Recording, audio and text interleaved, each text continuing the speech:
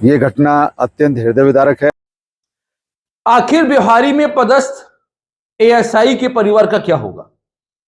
उसकी 3 बच्चियों का क्या होगा? कौन है उसके परिवार का जिम्मेदार? कौन लेगा उसके परिवार की जिम्मेदारी? मेरा सवाल कि कौन है उस एएसआई की मौत का जिम्मेदार? किसके कारण उस एएसआई की मौत हुई?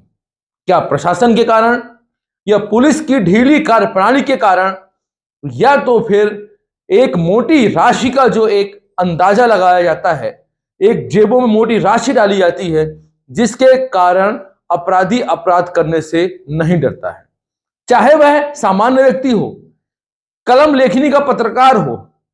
इन पे तो माफियाओं का जोर चलता ही चलता है।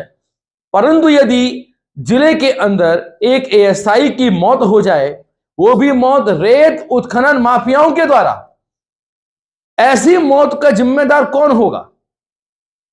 कमेंट बॉक्स में जरूर दीजिएगा कि ऐसी मौत का जिम्मेदार कौन है। देखते रहिए पूरी खबर मेरे साथ। चैनल को लाइक, सब्सक्राइब और शेयर जरूर करिएगा।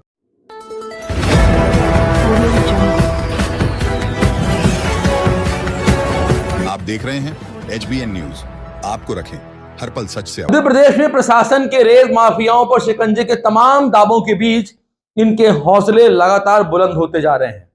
शासन प्रशासन का रत्ती भर का भी खौफ न रखने वाले ये रेत माफिया आए दिन किसी न किसी जघन्य अपराध को अंजाम देते हैं और नतीजे में पुलिस हाथ मलते रह जाती है। ताजा मामले में खुद एक पुलिस जवान रेत माफिया का शिकार हुआ।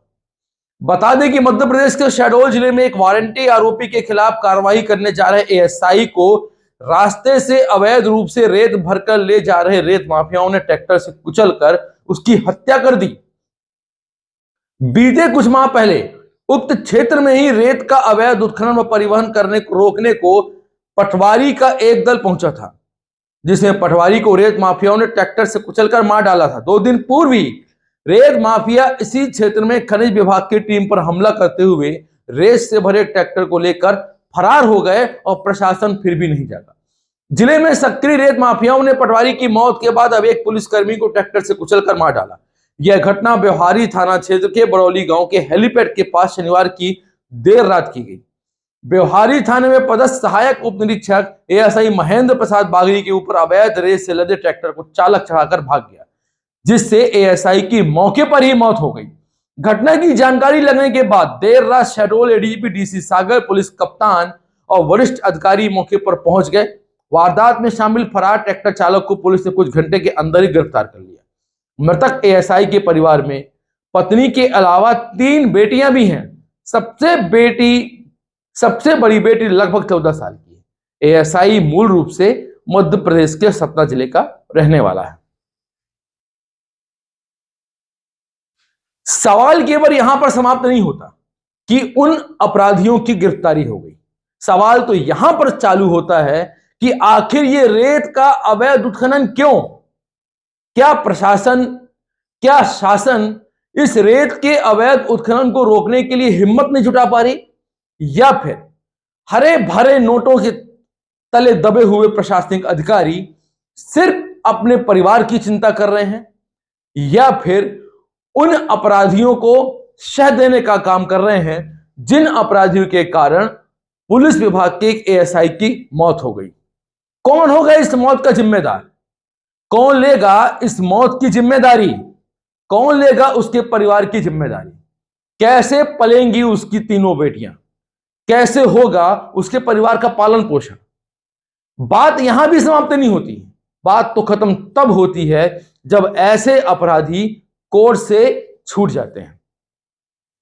शहडोल जिले में रेत के अवैध उत्खनन को लेकर शहडोल के अंतिम क्षेत्र से लेकर नगर क्षेत्रों में रेत के ऐसे अवैध उत्खनन चालू हैं जहां प्रशासन जाना ही नहीं चाहती, देखना ही नहीं चाहती।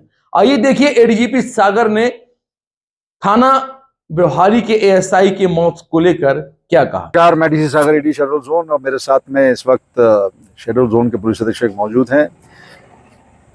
ये घटना अत्यंत हृदय विदारक है।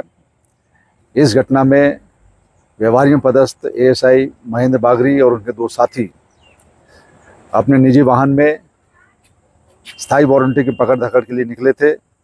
रास्ते में उन्हें तेज और लापरवाहपूर्ण तरह से गाड़ी पपौन तरफ से आती दिखाई दी, जिसको उन्होंने उतर कर रोकने का प्रयास किया। गाड़ी नहीं रुकी और गाड़ी का जो चालक है उस चालक ने एएसआई को टक्कर मारते हुए, रौंदते हुए, और वो नवनिर्मित पुलिया है उससे टकराकर ट्रॉली पुलिया के नीचे गिरी और ट्रैक्टर अपने पहियों के साथ उस पुलिया से अटक गया।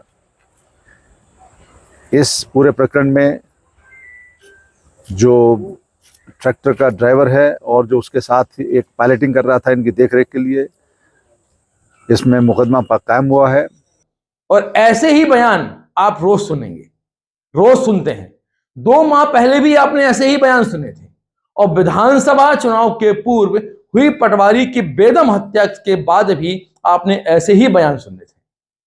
अब फिर ऐसे बयान सुनने की आप आदत डाल लीजिए, क्योंकि ये बयान आपके कानों में दिन प्रतिदिन रोजमर्रा की जिंदगी का एक सबक बन चुके हैं।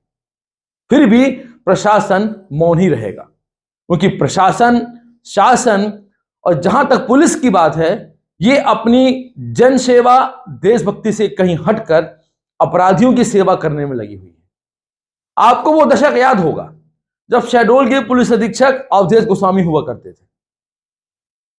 उनके जमाने की जो बात है, अपराधी अपराध सोचने में डरता था, क्योंकि उसे पता था कि यदि अवधेश गोस्वामी को पता चल गया तो बुलडोजर खड़ा है। लाखों अपराधियों के हाल बेहाल हो गए, लोग शहर छोड़कर चले गए, अपराध करने से लोग डरने लग गए। परंतु आज की जो स्थिति है, आज का जो परिवेश है, ये अपराधियों के लिए फलीभूत हो रहा है। बाहर के अपराधी शहर में एंट्री कर रहे हैं। यदि हम बात करें कि नवीन ठेका कंपनी सहकार ग्लोबल कंपनी में चेतन नामक युवक, शंकर सिंह नामक युवक, क्योंकि भिंड और मुरैना की तर्ज पर रेत का अवैध उत्खनन करा रहा है, इस पे भी प्रशासन के कानों पे जू नहीं रेंग रही है।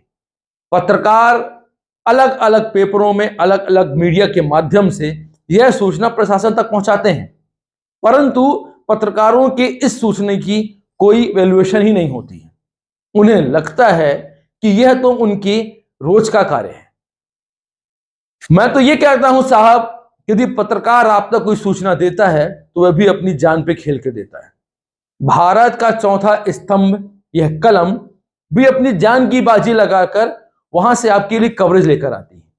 और आज का परिवेश तो यह हो गया कि आम जनता तो ठीक, यहां तो पुलिसकर्मी भी सुरक्षित नहीं है। हम हालांकि इन पुलिसकर्मी जो शहीद हुए उनको हमने श्रद्धांजलि अर्पित करते हैं, परंतु वास्तव में उनकी श्रद्धांजलि तब होगी जब शहडोल जिले से इस प्रकार के अवैध रेत उत्खनन, कबाड़ चोर और अन्य प्रकार के उत्खनन पे रोक लगेगी। अन्यथा ऐसी मौतें रोज होती रहेंगी। हम बात करते हैं खनिज अधिकारी की। जब से ये खनिज अधिकारी शहडोल जिले में इनका पदार्पण हुआ है, तब से अवैध माइनिंग का काम जोरों शोरों से चालू हो गया है। फोन पे उनसे बात करो तो साफ साफ कह देते हैं कि मुझे इसकी जानकारी ही नहीं है। शहडोल जिले का बच्चा बच्चा इस अवैध उत्खनन के बारे में जानता है, और एक उच्च पद पर बैठा हुआ अधिकारी जब यह कहता है कि उसे जानकारी ही नहीं है, तो वह स्थिति हास्यास्पद बन जाती है। मेरा आग्रह है, इस वीडियो को बहुत शेयर करिएगा और यह वीडियो मध्य प्रदेश के सीएम तक जरूर पहुंचाइएगा, ताकि सीएम साहब को भी ध्यान में आए कि शहडोल वास्तव में अवैध उत्खनन का भिंड, मुरैना और चंबल क्षेत्र बनता जा रहा है। शहडोल में एक बार पुनः अवधेश गोस्वामी जैसे पुलिस कप्तान की आवश्यकता है और लोकेश जांगीर जैसे आईएएस की आवश्यकता है, जहां अपराधी उनके नाम से ही थर थर कांपने लगे। नमस्कार, जय हिंद, वंदे मातरम।